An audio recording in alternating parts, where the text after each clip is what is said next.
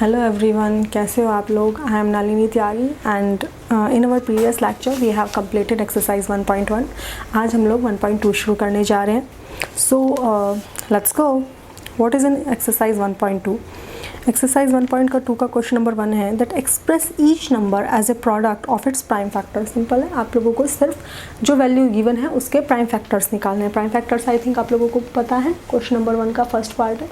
140 के आपको prime factors निकालने हैं। प्राइम वैल्यू वो वैल्यूज़ होती हैं जो सिर्फ खुद से या 1 से डिविजिबल होती हैं, उसके अलावा किसी और नंबर से डिविजिबल नहीं होती हैं। तो 140 के फैक्टर्स निकाल लेते हैं।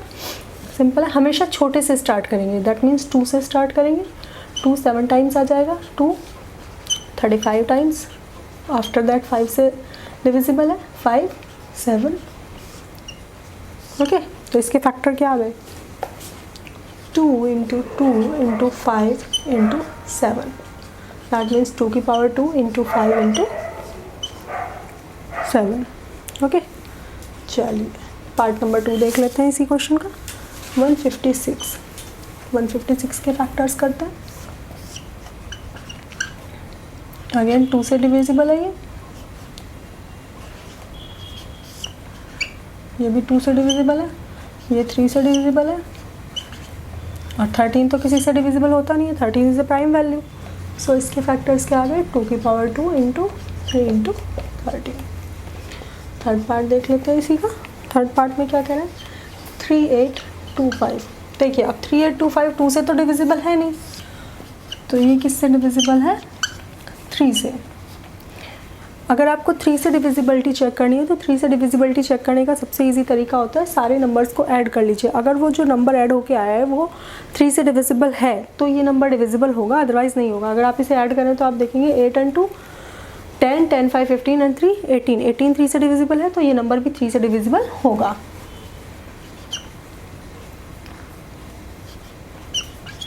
ठीक है, अगेन 3 से फिर से डिविजिबल है ये।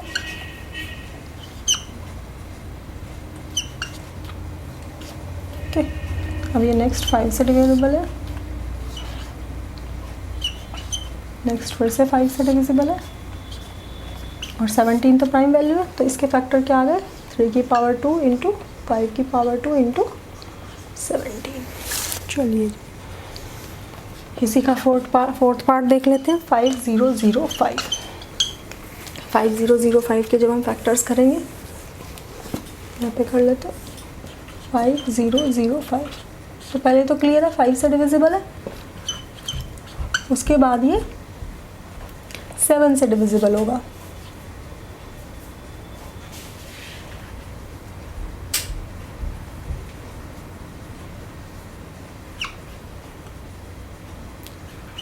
ठीक है जी। इसके बाद अब ये 7 से डिविजिबल नहीं होगा, अब ये किससे होगा? अब ये 11 से डिविजिबल होगा। 11 1 time. 13 is also prime factor. तो इसके फैक्टर्स क्या आ गए? 5 × 7 × 11 × 13। ओके, इसका फिफ्थ पार्ट मैं आप लोगों के लिए छोड़ रही हूँ होमवर्क के लिए, उसे आप खुद करेंगे। क्वेश्चन नंबर 2 में कह रहा है find the LCM and HCF of the following pairs of integers and verify that LCM × HCF is equals to product of 2 numbers. That means we have 2 numbers a and b. इन दोनों का जो product है वो HCF × LCM के equal होना चाहिए। ये चीज़ हमें वेरीफाई करनी है। ठीक है, सिंपल है, कुछ भी नहीं है। क्या कह रहा है question number 1 part? First part देख लेते हैं इसका। फर्स्ट पार्ट में क्या कह रहा है? 26 and 91। 26 के हम फैक्टर करेंगे तो आएंगे 2 × 13, और 91 के जब हम फैक्टर करेंगे, 91 के कर लेते हैं 7 × 13। चलिए, तो एचसीएफ क्या होगा? एचसीएफ क्या होता है? Highest common factor. That means that highest value which is common in both of them. जो दोनों में कॉमन है। क्या कॉमन है? 13 इज कॉमन। तो क्योंकि 13 कॉमन है तो एचसीएफ कितना आया? 13। और एलसीएम कितना आएगा? 13 तो 1 टाइम आएगा इंटू 2 × 7, दैट इज 13 × 14। और इन दोनों की जब आप मल्टीप्लाई करेंगे तो वैल्यू आएगी 182। ठीक है, अब हमें वेरीफाई क्या करना है? We will find out a × b। a × b that means 91 × 26, जिसकी वैल्यू है 2366। और आप LCM इंटू HCF जब करेंगे दैट इज़ 182 LCM है हमारा और HCF कितना है 13। तो जब आप इन दोनों की मल्टीप्लाई करेंगे तब भी क्या आएगा 2366। That is verified as LCM into HCF is equals to A into B। I think clear है आप लोगों को ये पार्ट। चलिए फिर सेकेंड पार्ट देखते हैं क्या कह रहा है ये सेकेंड पार्ट में। 5, 10 एंड 92। 5, 10 के फैक्टर लेंगे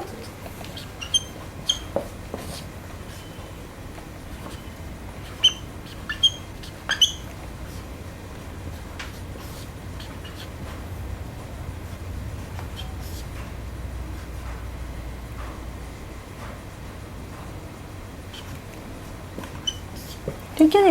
इसके फैक्टर कितने आ गए 2 इंटू 3 इंटू 5 इंटू 17। ऐसे ही 92 के फैक्टर्स फाइंड आउट करेंगे आप लोग प्राइम फैक्टर।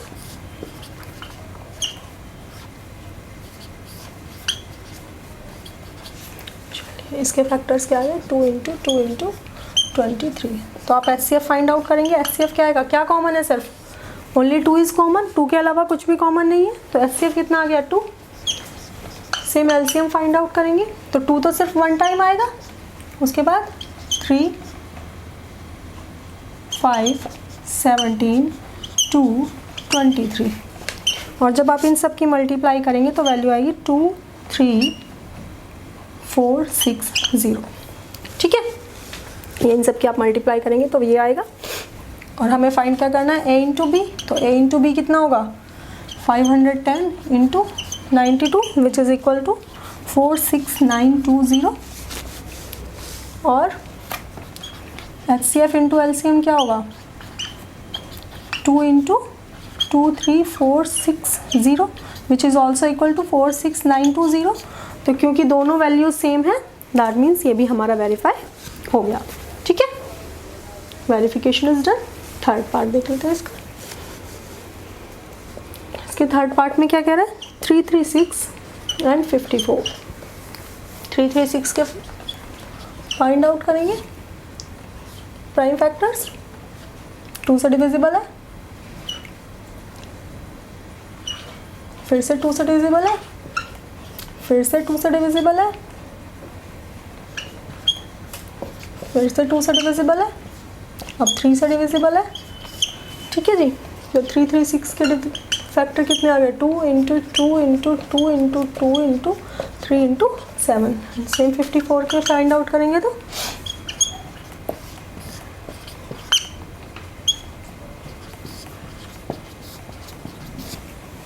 इसके कितने आ गए 2 into 3 into 3 into 3। HCF find out करेंगे। HCF क्या है इनमें कॉमन 2 कॉमन है एक और एक 3 कॉमन है दैट इज 2 इंटू 3 6 आ गया HCF। और LCM कितना आएगा ये वाला 2 1 टाइम आएगा ये वाला 3 1 टाइम आएगा उसके अलावा सारी वैल्यूज एज इट इज आ जाएंगी। और इन सब की जब आप मल्टीप्लाई करेंगे तो वैल्यू आएगी 3024।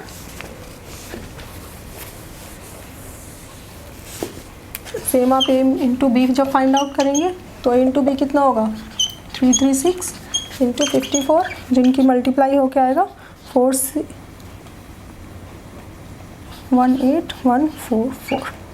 ठीक है। और जब आप LCM अब ये आप खुद करेंगे LCM इंटू HCF जब आप फाइंड आउट करेंगे तो वैल्यू सेम आएगी।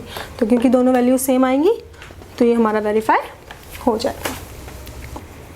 तो क्वेश्चन नंबर 3 में क्या कह रहा है Find the LCM and HCF of the following integers by applying the prime factorization method।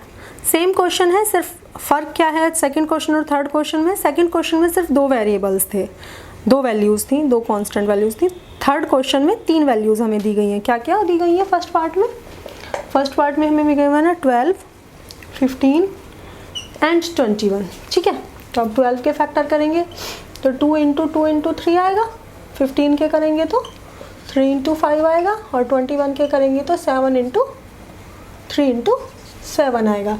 तो अब जब आप इसका HCF फाइंड आउट करेंगे तो अब आप देखिए कुछ कॉमन है इन तीनों में एक वैल्यू कॉमन है विच इज़ 3 कॉमन है। तो HCF कितना आ गया 3। सिमिलरली जब एलसीएम फाइंड आउट करेंगे तो एलसीएम ये 3 तो कॉमन आ जाएगा, उसके अलावा जितनी भी वैल्यूज़ हैं वो एज इट इज़ आ जाएंगी। तो जब इसकी मल्टीप्लाई करेंगे 420 आएंगे। ठीक है जी, यही इसमें करना था। सेकंड पार्ट देख लेते हैं इसी का। एचसीएफ एलसीएम दोनों फाइंड आउट हो गए हमारे। चलिए सेकंड पार्ट में क्या कह रहा है? सेकंड पार्ट में कह रहा है 17, 23 एंड 29। अब आप इनमें देख रहे हो इनके फैक्टर्स हमें करने की रिक्वायरमेंट ही नहीं है, क्योंकि इनके फैक्टर्स होते नहीं है। तीनों क्या है हमारी प्राइम वैल्यूज है, तो अगर आप फैक्टर करके लिखोगे भी तो 17 का 17 आएगा, 23 का फैक्टर 23 आएगा, 29 का 29 ही आएगा। तो जब हम एचसीएफ फाइंड आउट करेंगे तो कॉमन तो कुछ भी है नहीं इन तीनों में, तो कॉमन नहीं है तो एचसीएफ कितना 1, 0 नहीं 1। ठीक है, और ऐसे ही एलसीएम कितना, एलसीएम इन तीनों की सीधे मल्टीप्लाई आ जाएगी। मल्टीप्लाई कर लेंगे अब आप लोग इन तीनों की। ठीक है, ये आपकी वैल्यूज आ जाएंगी। थर्ड पार्ट देख लेते हैं। 8, 9 एंड 25। 8 के फैक्टर करेंगे 2 इंटू 2 इंटू 2, 9 के करेंगे 3 इंटू 3, 25 के करेंगे 5 इंटू 5। एचसीएफ फाइंड आउट करेंगे। क्या कुछ भी कॉमन है आप लोगों को? क्या इसमें कुछ भी कॉमन लग रहा है? नो, नथिंग इज कॉमन, कुछ भी कॉमन नहीं है। तो एचसीएफ कितना 1 और एलसीएम कितना, सबकी मल्टीप्लाई हो जाएगी 2 into 2 into 2 into 3 into 3 into 5 into 5। तो आप जब इन सब की मल्टीप्लाई करेंगे तो वैल्यूज आएंगी, आपकी वैल्यू आएगी 1800। ठीक है, ओके जी। चलिए क्वेश्चन नंबर 4 की तरफ मूव करते हैं। What is question number 4 is saying? Simple question है, कुछ नहीं कह रहा है क्वेश्चन नंबर 4 में। In question number 4 it is saying that given that HCF 2 number given है 306 which is A and B value हमें गिवन है 657 और इन दोनों का HCF हमें गिवन है 9। अभी पिछले क्वेश्चन में हम लोगों ने एक फॉर्मूला निकाला था that A into B is equals to HCF into LCM। तो यहाँ से अगर मैं LCM फाइंड आउट करूँ तो LCM क्या आएगा, A into B upon HCF। सीधे यहाँ पे वैल्यूज पुट करेंगे आपको। A की वैल्यू कितनी आएगी 306, 657 अपॉन HCF कितना आएगा 9। 9 से जब इसे कट करेंगे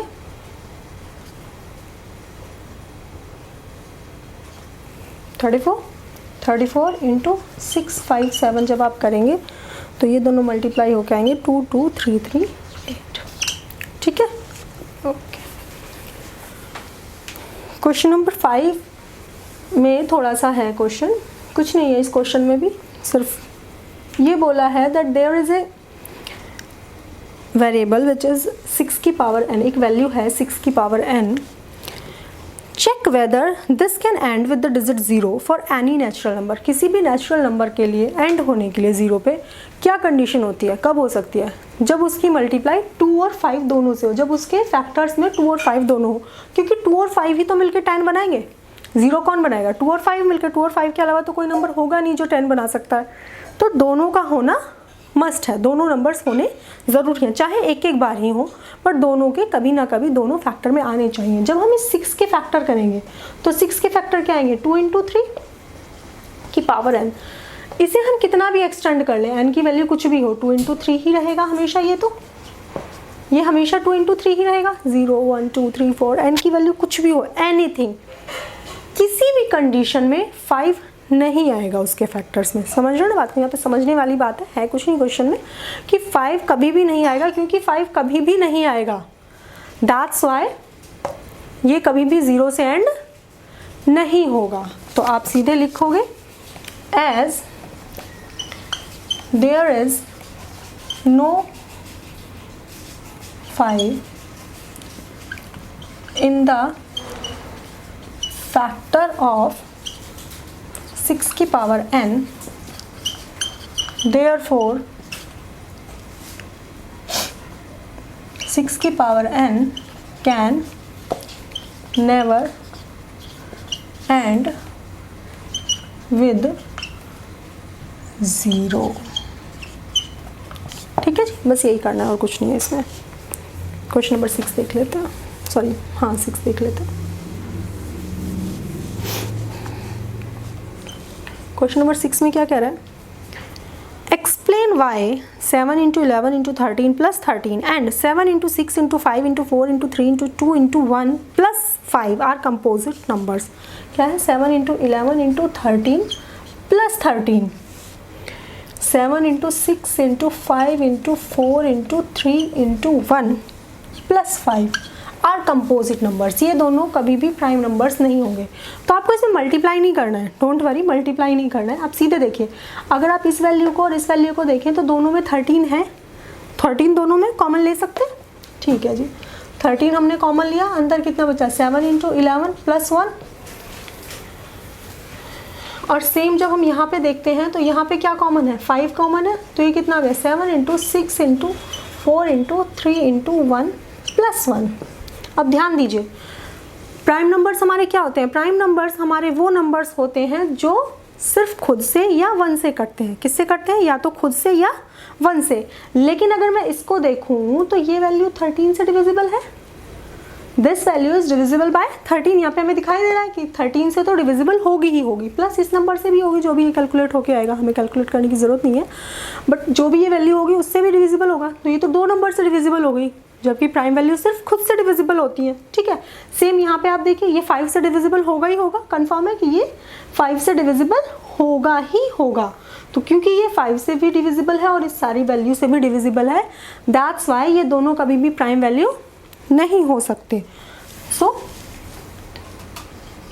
as both are not only divisible by themselves only, therefore both are composite numbers। ठीक है, चलिए क्वेश्चन नंबर 7 देख लेते हैं। 7 में क्या कह रहा है, क्वेश्चन नंबर 7 में ये बोल रहा है, there is a circular path, एक सर्कुलर पाथ है अराउंड ए स्पोर्ट्स फील्ड, एक स्पोर्ट्स फील्ड के अराउंड एक सर्कुलर पाथ है। सोनिया है एक लड़की जो कि इसको पूरा कवर करने में 80 मिनट्स लेती है। Sonia takes 80 minute to drive 1 round of the field while Ravi takes, और रवि एक लड़का है जो कि इसका पूरा एक राउंड लगाने में लेता है 12 मिनट्स। ठीक है जी, suppose they both started at the same point and at the same point and at the same time and go in the same direction। दोनों ने सेम पॉइंट से सेम टाइम पे शुरू किया दौड़ना और सेम डायरेक्शन में दौड़ना शुरू किया। ठीक है, आपको बताना है कि कितने समय बाद, कितने टाइम बाद वो लोग वापस स्टार्टिंग पॉइंट पे, इस पॉइंट पे वापस मीट करेंगे। सिंपल क्वेश्चन है, 2 वैल्यूज गिवन है, आपको इन दोनों का एलसीएम फाइंड आउट करना है। ठीक है, एलसीएम फाइंड आउट करेंगे तो एलसीएम ऑफ 12 और 18, 12 और 18 का एलसीएम आप इजीली निकाल लेंगे। 2 इंटू 2 इंटू 3 और 18 का कितना होगा, 2 इंटू 3 इंटू 3, तो ये 2 भी कॉमन और ये 3 भी कॉमन, तो एलसीएम कितना आ गया, 2 इंटू 3 और ये वाला 2 इंटू 3 और आ जाएगा, तो कितना आ गया, 4 इंटू 36 मिनट्स। आई थिंक ये पॉइंट क्लियर है आपको, एलसीएम हमने क्यों निकाला इसका, क्योंकि आप खुद देखिए ना, रवि तो 12 में 1 कवर कर जाएगा, तो सोनिया 12 में कहीं बीच में ही होगी, समझ रहे ना, तो इसलिए ये हमेशा क्या होगा, एलसीएम फाइंड आउट होगा। चलिए जी, सो इसी के साथ हमारी एक्सरसाइज 1.2 खत्म हो गई है। If you like my video please like, share and subscribe. Thank you.